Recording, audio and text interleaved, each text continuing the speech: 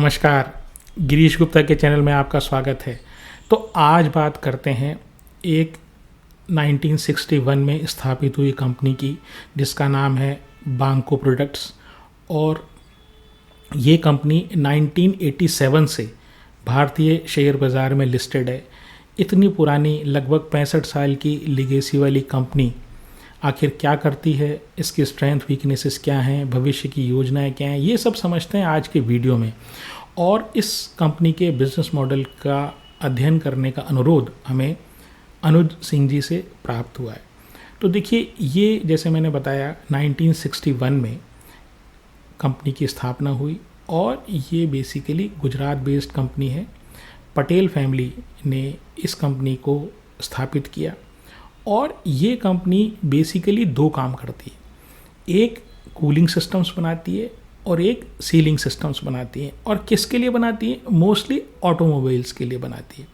तो ये cooling system या सीलिंग सिस्टम्स क्या हुआ, ये एक एक करके समझते हैं। कूलिंग सिस्टम्स ये का मतलब ये कि जैसे इंजन में रेडिएटर होता है, कूलिंग सिस्टम से आप वो मत समझिए कि गाड़ी का एसी, ये गाड़ी का एसी नहीं बनाती है। ये गाड़ी में के जो इंजन होते हैं, यानी डीजल या पेट्रोल जो इंजन्स होते हैं, उनको ठंडा करने के लिए या उनमें जहाँ प्रवेश करने वाले ऑयल को ठंडा करने के लिए या उनमें प्रवेश करने वाले एयर को ठंडा करने के लिए जो सिस्टम्स होते हैं वो ये बनाते हैं। जैसे रेडिएटर जो मोस्ट कॉमन प्रोडक्ट है इनका, और रेडिएटर में ये भारत में सबसे बड़े मैन्युफैक्चरर हैं और इनका नाम रेडिएटर की दुनिया में, यानी भारत में रेडिएटर की दुनिया में बड़ा जाना माना है। इसके अलावा ये फ़ैन और मोटर असेंबली, जो एक फ़ैन होता है 4 व्हीलर में रेडिएटर के जो पीछे लगा रहता है, वो फ़ैन और मोटर असेंबली और इसी तरह के कई और पार्ट्स बनाते हैं जो कूलिंग से रिलेटेड है। तो इनका स्पेशलाइजेशन कूलिंग से है। इसके अलावा ये अभी इन्होंने ईवी सेगमेंट में भी प्रवेश किया है। और ईवी के लिए, ईवी में देखिए कोई इंजन तो होता नहीं है, आईसी इंजन या पेट्रोल या डीजल टाइप का कोई इंजन तो होता नहीं है। तो ये बैटरी कूलिंग, क्योंकि जो हैवी ड्यूटी बैटरीज होती हैं वो चार्जिंग और डिस्चार्जिंग के समय काफ़ी गर्म हो जाती हैं और इसका बैटरी की परफॉर्मेंस से पर बहुत ज़्यादा प्रभाव पड़ सकता है। इसलिए ये बैटरी की कूलिंग सिस्टम और इन्वर्टर का कूलिंग सिस्टम भी ये बना रहे हैं। इसके अलावा 2012 में इन्होंने अपना जो गास्केट मैन्युफैक्चरिंग का जो बिज़नेस था वो एक होली ओन सब्सिडरी यानी बैंको गास्केट्स इंडिया लिमिटेड को ट्रांसफ़र कर दिया। तो अब गास्केट जो है ना, वो गास्केट वो इस अपनी होली ओन सब्सिडरी के थ्रू बनाते हैं। अब ये गास्केट क्या हुआ? देखिए, गास्केट का मतलब ये है कि जहाँ पर भी दो चीज़ें आपस में मिल रही हों और एक जगह से दूसरी जगह वो कोई लिक्विड या गैस ट्रांसफ़र हो रही हो, तो उसको सीलिंग को रोकने के लिए हम बीच में एक गास्केट लगाते हैं। सबसे अच्छा उदाहरण जो है ना इसका, वो है प्रेशर कुकर। तो प्रेशर कुकर में जो स्पेशली जैसे हॉकिंस का कुकर अगर आप देखेंगे तो हॉकिंस का जो कुकर है उसका जो ढक्कन है वो अंदर की तरफ जाकर, यानी वो जो उसका बेस है, कुकर का जो बेस है उसके अंदर ढक्कन जाता है और फिर वो सील होता है। तो वहाँ पर एक रिंग जो होगी ना, आपको चारों तरफ एक गास्केट टाइप की रिंग होगी जो बेस और जो ऊपर का ढक्कन है ना उसके बीच में लगी रहती है, ताकि उसमें से, कुकर में से जब भाप बने तो वो बाहर नहीं आए। तो ये सीलेंट या सील है। तो इस तरह की सील्स इंजन में कई जगह काम आती है। तो ये इंजन के सीलिंग के प्रोडक्ट्स भी बनाते हैं। अब बात करते हैं इनका, ये सब चीज़ों का एप्लीकेशन क्या है। क्या केवल ऑटोमोबाइल में है? देखिए, मेन जो इनका जो यूज़ है वो डीजल और पेट्रोल से चलने वाले कोई भी इंजन जो पावर जनरेट कर रहा हो वहाँ पर है। ठीक है, ईवी का मैंने अलग से आपको बता ही दिया कि ईवी में जो कूलिंग सिस्टम होता है वो मोटर और बैटरी को ठंडा करने के काम आता है। अब बात करते हैं कि ये जो इंजन्स होते हैं यानी डीजल और पेट्रोल इंजन, ये कहाँ कहाँ काम आता है। तो एक तो कॉमन एप्लीकेशन वो है ऑटोमोबाइल में, जो कार है, बस है, ट्रक है, इनमें आता है। इसके अलावा जैसे पावर जनरेटर्स में, तो अगर आप जनरेटर सेट्स देखें, जेन सेट्स जिसको बोलते हैं, डीजल जनरेटर सेट्स, तो वहाँ पर भी इंजन होता है, तो वहाँ पर भी ये कूलिंग की रिक्वायरमेंट होती है, यानी रेडिएटर की आवश्यकता होती है। फिर उसके बाद ऑफ रोड व्हीकल्स, यानी ऑफ रोड व्हीकल्स का मतलब ये वो व्हीकल जो रोड पे चलने के यूज़ नहीं होते मेनली, जैसे माइनिंग में कोई ट्रक्स वगैरह इस्तेमाल होते हैं जो हैवी ड्यूटी ट्रक्स होते हैं, उनका यूज़ केवल खदानों में ही होता है, या जेसीबी टाइप की चीज़ हो गई, या हार्वेस्टर हो गए, या ट्रैक्टर्स हो गए। इंडस्ट्रियल यूज़ की बात करें तो इंडस्ट्री में कूलिंग सिस्टम का क्या यूज़ है, तो इंडस्ट्री में पंप्स हुए, कंप्रेसर हुए, इंडस्ट्रियल मशीन्स हुई, जिससे कोई इंडस्ट्री में जैसे अपन कोई काम में लेते हैं किसी चीज़ को, तो वहाँ पर आपको पावर की ज़रूरत पड़ती है। तो वो जो पावर या तो आप बिजली से पैदा करें, या आप आईसी इंजन से पैदा करें, यानी डीजल या पेट्रोल इंजन से पैदा करें, तो वहाँ इस्तेमाल होती है। और फिर एक और जो अन्य उदाहरण है वो है लोकोमोटिव्स। डीजल जो लोकोमोटिव्स होते हैं, यानी डीजल ट्रेन के जो इंजन होते हैं, उनमें भी ये सिस्टम इस्तेमाल होता है। अब इनके प्रोडक्ट सेगमेंट की बात करें, यानी कि ये जो है ये किन के लिए ये प्रोडक्ट बनाते हैं, तो देखिए मेनली इनका जो प्रोडक्ट है ना वो OEMs के साथ है, यानी ओरिजिनल इक्विपमेंट मैन्युफैक्चरर। यानी कि जैसे कोई गाड़ी वाली कंपनी हुई, मारुति हुई या टाटा हुई, तो इनके लिए जब फर्स्ट नई गाड़ी में जो रेडिएटर या कूलिंग सिस्टम लग के आता है तो वो ये बना के देते हैं। तो ऐसी कंडीशन में जो बांको प्रोडक्ट्स है वो OEM सप्लायर है मारुति या टाटा के लिए। तो वहाँ पर OEM से इनका जो बिज़नेस आता है, OEM सप्लाई से जो इनका बिज़नेस आता है वो लगभग 55% आता है। इसके बाद सेकंड जो सेगमेंट है वो आफ्टर मार्केट, यानी कि जैसे मान लीजिए गाड़ी का रेडिएटर या कोई कूलिंग सिस्टम ख़राब हो गया, तो आप रिप्लेसमेंट के लिए उसको जब बाज़ार से ख़रीद के लाते हैं तो उसको आफ्टर मार्केट बोलते हैं। तो इनकी आफ्टर मार्केट सेल्स जो है ना वो 15% कंट्रीब्यूट करती है इनके रेवेन्यू में, और जो एक्सपोर्ट है वो करीब करीब 30% कंट्रीब्यूट करता है इनके रेवेन्यू में। तो आप ये समझ लें कि जो भारत से इनका डोमेस्टिक रेवेन्यू आता है वो 70% आता है, और 30% इनका एक्सपोर्ट से आता है। अब जान लेते हैं कि कूलिंग इंडस्ट्री या ऑटोमोबाइल और या जो मशीनरी की कूलिंग जो होती है, इंजन की कूलिंग जो होती है, उसमें नए ट्रेंड्स क्या उभर के आ रहे हैं। तो पहली चीज़ तो ये जो कूलिंग सिस्टम्स है ना, ये डोमिनेट भारत में या पूरे विश्व में फॉरेन की कंपनीज जो होती है ना वो डोमिनेट करती है। लेकिन ये ट्रेंड धीरे धीरे चेंज हो रहा है, और जो फॉरेन की कंपनीज़ हैं वो अपना बेस शिफ्ट कर रही हैं, चाहे जॉइंट वेंचर के थ्रू या डायरेक्टली आकर वो भारत में आ रही है, क्योंकि भारत जो है ना लो कॉस्ट मैन्युफैक्चरिंग है। तो ये जो ट्रेंड है जिसमें फॉरेन की कंपनीज भारत में आ रही हैं, चाहे जॉइंट वेंचर के थ्रू या इंडिविजुअली, वो ऑफ रोड व्हीकल्स में के कूलिंग सिस्टम्स में ज़्यादा विजिबल है। बैंको प्रोडक्ट्स का ये कहना है कि हमारे पास जो ऑफ रोड व्हीकल से रिलेटेड या इंडस्ट्रियल मशीनरी से रिलेटेड जो कूलिंग सिस्टम का जो अपॉर्चुनिटी है ना वो काफ़ी ज़्यादा है। इसके अलावा ऑटोमोबाइल के क्षेत्र में, यानी 4 व्हीलर बसेज और ट्रक्स में पावरफुल इंजन होने लग गया, इसके अलावा टर्बोचार्ज इंजन होने लग गया, और हल्का इंजन होने लग गया। तो इसके साथ ही जब पावरफुल इंजन भी है और हल्का भी है, तो उसमें हीट जो है ना वो बड़ी ज़बरदस्त प्रोड्यूस होने लग गई,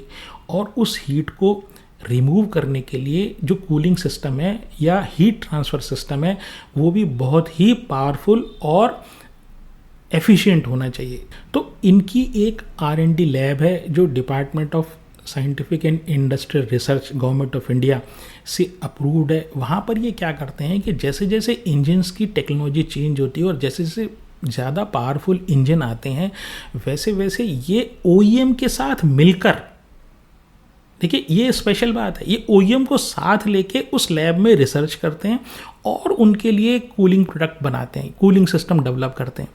इससे क्या है कि जब दोनों जॉइंट में मिलकर रिसर्च एंड डेवलपमेंट करते हैं तो इनका जो है ना OEM के साथ जो कनेक्शन है या रिलेशनशिप है ना ये बहुत ही स्ट्रांग है। और इस रिसर्च से जो दोनों मिलके करते हैं उससे इनको जो अल्टीमेट कस्टमर है उसके डिमांड के हिसाब से जो इनका क्लाइंट है यानी 4 व्हीलर मैन्युफैक्चरर वो अपने रिक्वायरमेंट पूरी कर सकता है। अब बात करते हैं इनके क्लाइंट्स की, तो आप किसी भी 4 व्हीलर मैन्युफैक्चरर का या एग्रीकल्चर एक मशीनरी बनाने वाली कंपनी का या कंस्ट्रक्शन इक्विपमेंट बनाने वाली कंपनी का नाम लीजिए, वो इनके सबके क्लाइंट्स मिलते हैं। जैसे इनके क्लाइंट्स हैं, कुछ नाम जो मैं बता रहा हूँ, Escorts, Eicher, Force Motors, Harley Davidson, Indian Railways, JCB, Mahindra, TVS, Tata, Suzuki, VST Tillers और बहुत सारे। अब इनमें जो है कंसंट्रेट, इतने वेरीड इनके कस्टमर्स हैं कि इनके जो टॉप 5 क्लाइंट्स हैं उनसे लेस देन 35% रेवेन्यू आता है। यानी कि इनको कोई क्लाइंट कंसंट्रेशन रिस्क भी नहीं है कि भाई एक क्लाइंट ही अगर चला गया ना तो मेरी रेवेन्यू पे फ़र्क पड़ेगा। फिर स्ट्रेंथ की बात करें तो सबसे बड़ी स्ट्रेंथ तो मैंने आपको बताई कि 65 साल से ये कंपनी जो है ना ये एग्जिस्टेंस में, और कई उतार चढ़ाव इस कंपनी ने देख लिए। तो सबसे बड़ी स्ट्रेंथ तो इसकी यही है। 87 में इनकी लिस्टिंग हुई जैसे मैंने बताया, और OEM के साथ ज़बरदस्त इनकी रिलेशनशिप है, स्ट्रॉन्ग ब्रांड नेम है, और उससे भी बड़ी स्ट्रॉन्ग इनकी R&D है। अब इसकी वीकनेस की बात करूँ इस कंपनी की, तो सबसे बड़ी जो वीकनेस है ना वो ये है कि इनका जो रॉ मटेरियल है एल्यूमिनियम, वो काफ़ी इंपोर्ट करते हैं, और उसकी जो फ्लक्चुएशन है ना वो रॉ मटेरियल की फ्लक्चुएशन इंटरनेशनल मार्केट में ज़बरदस्त होती है। तो इनके मार्जिन जो है ना वो हिट होते हैं, और इसके साथ साथ ही लार्ज वर्किंग कैपिटल रिक्वायरमेंट है, इसके लिए इनको डेट लेना पड़ता है। फिर फॉरेक्स की वॉलेटिलिटी, तो फॉरेन एक्सचेंज की जो फ्लक्चुएशन है इनसे ये काफ़ी प्रभावित होता है। फिर क्या है, जो लोगों को काफ़ी बड़ा रिस्क लगता है वो ये है कि देखिए ये जो कूलिंग सिस्टम ज़्यादातर जो काम आते हैं ना वो काम आते हैं IC इंजन में, यानी इंटरनल कंबशन इंजन में। जो ऑटोमोबाइल इंडस्ट्री जो शिफ्ट हो रही है वो शिफ्ट हो रही है धीरे धीरे इलेक्ट्रिक व्हीकल या EVs की तरफ। तो बहुत से लोगों को ये लगता है कि इनका जो रेवेन्यू है ना और जो इनकी जो परफॉर्मेंस और ग्रोथ है वो प्रभावित होगी EV के आने से। हाँ प्रभावित होगी, लेकिन कितनी प्रभावित होगी इसको हम आगे डिस्कस करेंगे। अब नए बिजनेस की बात करें तो जैसे मैंने पहले बताया आपको, इन्होंने एक अपनी EV के लिए भी कूलिंग सिस्टम डेवलप किया है, और उसके लिए इन्होंने एक नई कंपनी इस्टेब्लिश की है, होली ओन सब्सिडरी, यानी इनकी 100% स्टेक उस कंपनी में है। तो उसका नाम है बांको न्यू एनर्जी कूलिंग सिस्टम्स। तो ये EV के लिए या CNG के लिए या और जो आने वाले जो भविष्य में फ्यूल्स हैं जैसे हाइड्रोजन, तो उस तरह के व्हीकल्स के लिए ये कूलिंग सिस्टम्स डेवलप करने का प्रयास कर रहे हैं। अब मार्केट कैप की बात करें तो 8400 करोड़ का मार्केट कैप है। ROE बहुत ही अच्छा है, वो 33% है। डेट टू इक्विटी 0.44 है, और उसका कारण मैंने आपको बता दिया कि क्योंकि इनका वर्किंग कैपिटल साइकिल जो है वो काफ़ी लंबा है। PE जो है बहुत ही ज़्यादा रीज़नेबल है 21 का। 3 साल की सेल 18% की ग्रोथ है 3 साल की सेल में, और ये करीब 5 साल में भी और 10 साल में भी करीब इसी तरह की इनकी सेल्स ग्रोथ है। प्रॉफिट जो है वो 3 साल में 37% ग्रोथ है। दिसंबर 2024 में इन्होंने 1:1 का बोनस दिया, और जो इनका पे out ratio, dividend pay out ratio, यानी कि जितना ये अर्न करते हैं उसका 40% ये डिविडेंड के फॉर्म में बांट देते हैं। प्रमोटर के पास 67.88 है, और ये काफ़ी टाइम तक ये प्रमोटर जो है ना बेचते हैं ना खरीदते हैं, और कमिटमेंट इनका इतना ज़बरदस्त है कि हिलते नहीं है। मतलब बहुत टाइम से ये 67.88% ही इनका होल्डिंग है। FII के पास 3.88% होल्डिंग है, DII के पास 0.17 और पब्लिक के पास 28.07 है। तो अब बात करते हैं कि ये कंपनी जो क्या ऐसा कुछ होने वाला है कि ये कंपनी जो है इसकी ग्रोथ रुक जाएगी और ये कंपनी जो है वो EV के आने के बाद ये ख़त्म हो जाएगी या इसका डाउनफॉल हो जाएगा। तो देखिए मैं आपको एक चीज़ बताता हूँ कि पहली चीज़, इसका जो रेवेन्यू इसका जो रेवेन्यू है ना वो काफ़ी डाइवर्सिफाइड है। पहली बात तो अलग अलग सेक्टर्स में, खाली ये ऑटोमोबाइल के ऊपर डिपेंडेंट नहीं है, ये लोकोमोटिव्स के लिए भी बनाते हैं, ठीक है, और ये एग्रीकल्चर इक्विपमेंट के लिए बनाते हैं, ये अर्थ मूविंग इक्विपमेंट के लिए भी बनाते हैं, और ये इंडस्ट्रियल मशीनरी के लिए भी ये सिस्टम डेवलप करते हैं। तो एक चीज़ तो ये। दूसरी बात 30% इनका एक्सपोर्ट है। हाँ ये है कि धीरे धीरे जो ऑटोमोबाइल जो है वो ऑफ कोर्स ये ऑल्टरनेटिव फ्यूल्स की तरफ जा रहा है, तो कुछ इनको फ़र्क तो अवश्य पड़ेगा। लेकिन मैं ये बात मानता हूँ कि अभी आने वाले अगले 10 सालों में बहुत ज़्यादा ईवी जो है वो टेक ओवर नहीं कर पाएगा आईसी इंजन्स को। तो आफ्टर मार्केट इनकी डिमांड रहेगी, और फिलहाल भी जितनी गाड़ियाँ बिक रही हैं उसमें लोगों की प्रेफरेंस अब धीरे धीरे केवल ईवी से हटकर ड्यूल फ्यूल वाला है ना चॉइस भी हो रही है। तो मुझे ऐसा लगता है एक ट्रांजिशन फेज़ ऐसा आएगा जब ईवी प्लस ड्यूल वाला चलेगा, और शायद उसके बाद जैसे जैसे टेक्नोलॉजी डेवलप होगी वैसे पावरफुल ईवीज़ भी बनेंगे। फिर प्रमोटर के पास एक बड़ा चंक है शेयर होल्डिंग में, और इसके साथ ही जो कंपनी 65 साल भारतीय बाज़ार में सरवाइव कर गई वो मुझे नहीं लगता कोई आने वाले 8 या 10 साल में ख़त्म हो जाएगी। तो अगर आपको एक लोअर लेवल पे कोई इस तरह की चीज़ मिले तो रीज़नेबल पी है, रीज़नेबल कॉरपोरेट गवर्नेंस है, बोनस भी दे रही है, डिविडेंड भी दे रही है, तो मुझे नहीं लगता आपको अगर लोअर लेवल पे लेंगे तो कोई नुकसान वाली चीज़ है। आप अपना स्वतंत्र एनालिसिस करें। तो आज के लिए इतना ही। नमस्कार, धन्यवाद, जय हिंद।